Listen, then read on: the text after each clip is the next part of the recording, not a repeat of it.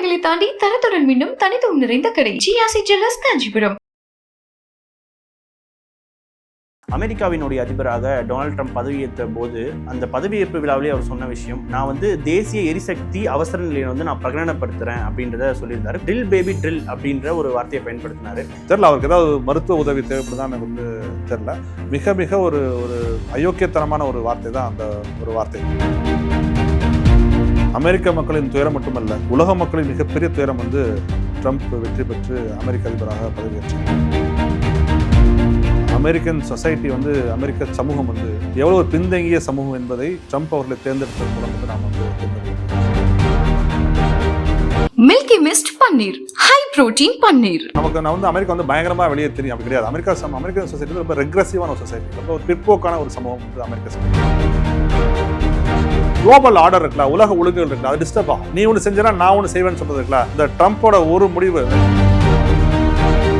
India Russia கிட்ட இருந்து oil வாங்குறது நிற்பாட்ட போறாங்க அப்படின்னு சொல்றாங்க. இப்போ இந்தியாவோட டெசிஷன் எந்த மாதிரி இருக்கணும் இந்த கிளைமேட் சேஞ்ச் சம்பந்தப்பட்ட இந்தியா என்ன பண்ணணும்னா, நாம புதைபடிம எரிபொருள் பயன்பாட்டை மிகப்பெரிய அளவு குறைத்துக் கொள்ள வேண்டும்.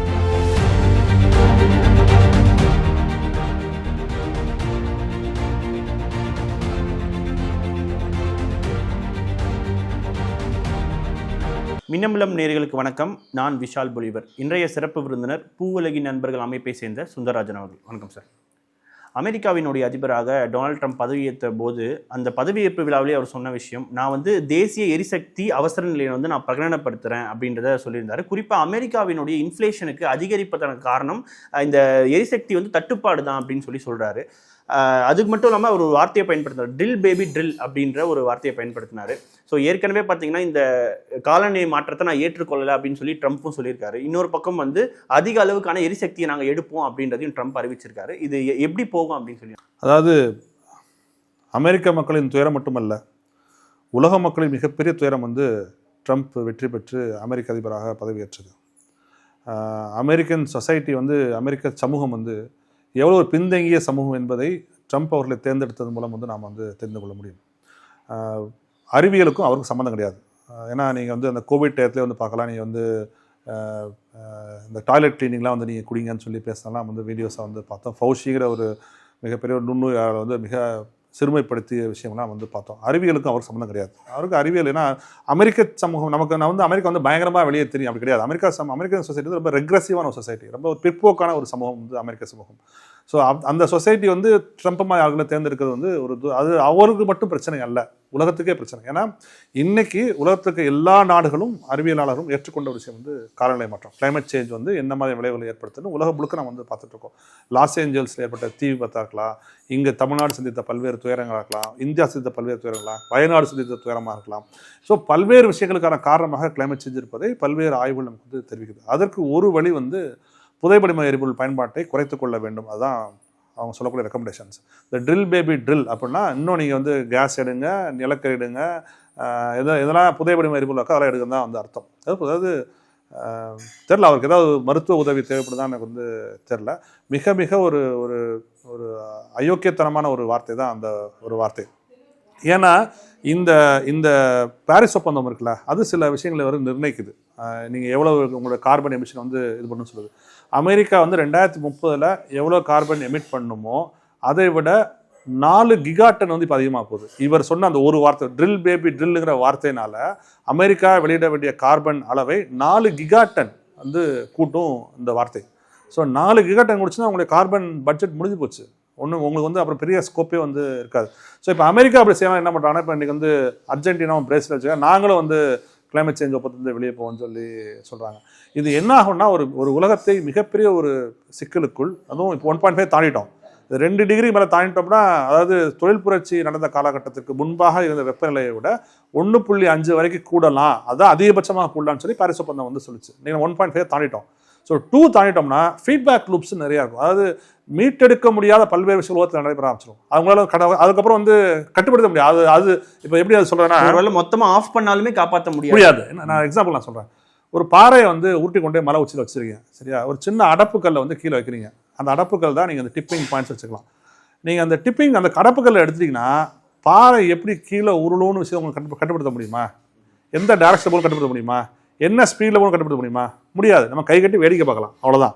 ஸோ அவர் சொல்கிற விஷயங்கள் வந்து அப்படி தான் இருக்குது. நீங்கள் ஒன்ஸ் ஃபீட்பேக் லூப்ஸை தாண்டிட்டோம்னா உங்களால் மீள முடியாத ஒரு துயரத்துக்கு வந்து உலகம் வந்து சென்றுவிடும். ஸோ பெரிய கவலையாக இருப்பது அமெரிக்க அதிபராக ட்ரம்ப் வந்திருப்பது நிச்சயமாக அமெரிக்காவுக்கு மட்டுமல்ல, உலகத்திற்கே மிகப்பெரிய கவலையாக தான் நம்ம வந்து பார்க்க முடியும். இல்லை, இப்போது அவர் ட்ரம்ப் சொல்லியிருந்தாரு பாரிஸ் ஒப்பந்தத்தை நாங்கள் வந்து பின்பற்றலை அப்படின்னு சொல்லி. இப்போ எனக்கு என்ன கேள்வினா, அமெரிக்கான்ற ஒரு நாடு பின்பற்றாததுனால மற்ற நாடுகளுக்கு என்ன மாதிரியான பாதிப்புகள் அது ஏற்படும்? உலகத்தில் ரெண்டாவது பிக்கஸ்ட் லார்ஜஸ்ட் பொல்யூட்டர் வந்து அமெரிக்கா தான்.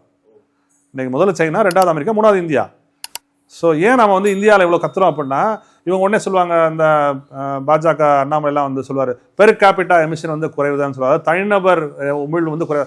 அப்படி பார்க்கக்கூடாது. நீங்கள் ஒரு 100 கோடி பேர் சேர்ந்து 2 டன் உமிழ்றீங்களா, இல்லை 5 கோடி பேர் சேர்ந்து 2 டன் உமிழ்றா முக்கியம் கிடையாது. 2 கோடி டன் தான் வந்து அளவுகோல் நமக்கு. இதுதான் நம்ம முக்கியமான விஷயம். ஸோ நம்ம வந்து இன்றைக்கி ஏன் அமெரிக்கா வந்து இந்த பாரிஸ் ஒப்பந்தத்தை வெளியே போகிறத பற்றி கவலைப்படுறோம்னா, இன்றைக்கி உலகத்தின் செகண்ட் லார்ஜஸ்ட் எமிட்டர் பொல்யூட்டர் வந்து அமெரிக்கா தான். அதனால் அவங்க வெளியே போச்சுன்னா இந்த கிளைமேட் சேஞ்ச் தடுக்கக்கூடிய விஷயங்களில் வந்து மிகப்பெரிய ஒரு தாக்கம் ஏற்படும். இந்த 4 கிகாட்டன் கூட போகும்னு சொல்கிறேன்ல, அது இந்த என்னமா கணக்குது 140 நாடுகள் சேர்ந்து எமிட் பண்ணக்கூடிய கார்பன் அளவு அது. ஸோ அமெரிக்கா எக்ஸ்ட்ரா வெளியிடக்கூடிய கார்பன் இருக்கு இல்லையா, அந்த ட்ரில் பேபி ட்ரில்ங்கிற வார்த்தையினால வரக்கூடிய எக்ஸ்ட்ரா கார்பன், அதாவது இவ்வளவு கார்பன் எமிட் பண்ணணும்னு ஒரு பட்ஜெட் இருக்குது.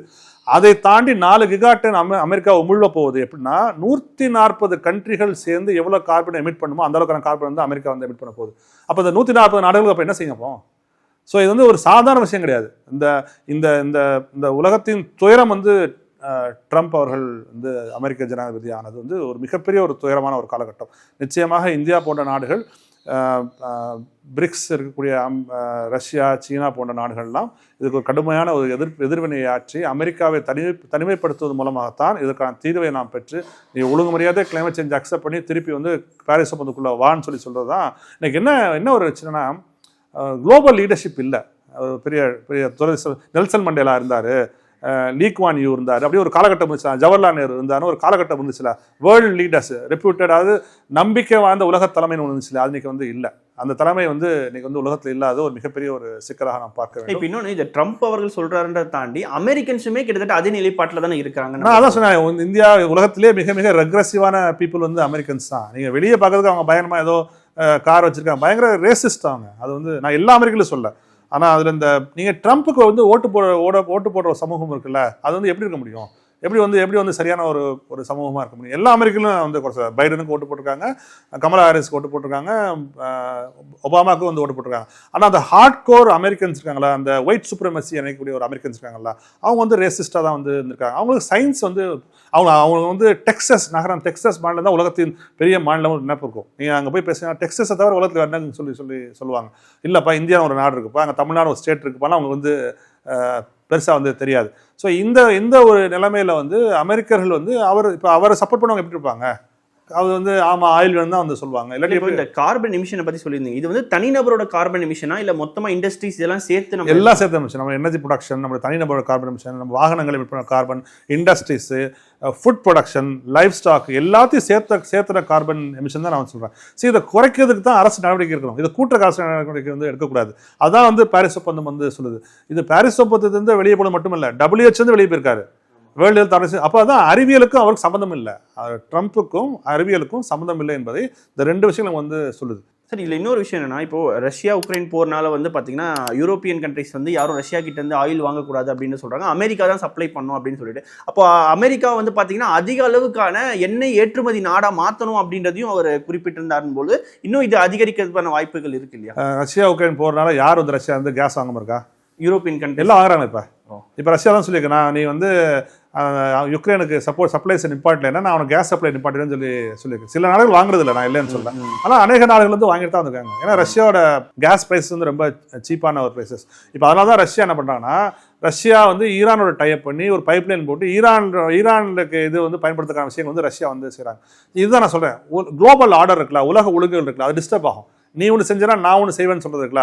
இந்த ட்ரம்ப்போட ஒரு முடிவு, இந்த கிளைமேட் சேஞ்சு, இந்த ட்ரில்லிங், ஆயில், இப்படி வந்து இன்னும் பல்வேறு நாடுகள் அப்போ நீ மட்டும் தான் ஆயில் எடுப்பியா, அப்போ நானும் ஆயில் எடுப்போன்னு சொல்லி அதை போட்டி போட வைக்கும். ஸோ உலக ஒழுங்குகள் வந்து உடையும், குளோபல் ஆர்டர் வந்து டிஸ்டர்ப் ஆகும். அதுதான் வந்து ட்ரம்ப் நடக்கிறது வரக்கூடிய விஷயம் பார்க்க முடியும். ஸோ அடுத்து நம்ம பார்க்கும்போது பார்த்தீங்கன்னா இப்போ இந்தியா வந்து ரஷ்யா கிட்ட இருந்து ஆயில் வாங்குறது வந்து நிப்பாட்ட போறாங்க அப்படின்னு சொல்றாங்க. இப்போ இந்தியாவோட டெசிஷன் எந்த மாதிரி இருக்கணும் இந்த கிளைமேட் சேஞ்ச் சம்பந்தம்? கிளைமேட் சேஞ்ச் சம்பந்தப்பட்ட இந்தியா என்ன பண்ணுறோம்னா, நாம வந்து புதைப்படிம எரிபொருள் பயன்பாட்டை மிக பெரிய அளவு குறைத்து கொள்ள வேண்டும். சரி, இன்னைக்கு குளோபல் காமர்ஸ் இருக்குல்ல, உலக வர்த்தகம், அதில் 50% எனர்ஜி தான். 50% எனர்ஜி தான். கப்பலில் கொண்டது எண்ணெய் தான், கப்பலில் கொண்டது வந்து கோல் தான். So 50% of global economy is on energy. So இதை நீங்கள் வந்து குறைத்து புதைப்படிம எரிபொருளை கைவிட்டு விட்டு சூரிய சக்தி, காற்றாலை, இன்னும் எவ்வளோ விஷயங்கள் வந்து நமக்கு வந்து இருக்குது. அதுக்கு போவதுதான் இந்தியா வந்து ஒரு சஸ்டைனபிளான ஒரு ஒரு செக்யூர்ட் நேஷனாக வந்து மாற்றும். நீங்கள் இப்போ ரஷ்யா அவங்களுக்கு ஆயில் தரல, ஒரு டிஸ்கஷனுக்காக சொல்கிறேன், ரஷ்யா அவங்களுக்கு கேஸ் தரல, என்ன பண்ணுவீங்க? இல்லாத உங்களுக்கு கல்ஃப்லேருந்து உங்களுக்கு ஆயிலும் கேஸ் வரல, என்ன பண்ணுவீங்க? ஸோ அதனால் வந்து நமக்கு தேவையான விஷயங்களை நாம் வந்து மரபுசாரா எரிசக்தியிலேருந்து, நான் கன்வென்ஷனல் எனர்ஜி சோர்சஸ்லேருந்து நாம் வந்து எடுத்து பயன்படுத்துவது தான் இந்தியாவுக்கான தீர்வாக இருக்க முடியும். நிச்சயமா சார். மின்னம்பலம் நேரில் பல்வேறு கேள்விகளுக்கு மிக ஆழமாக பதில் தந்தமைக்கு நன்றி. நன்றி.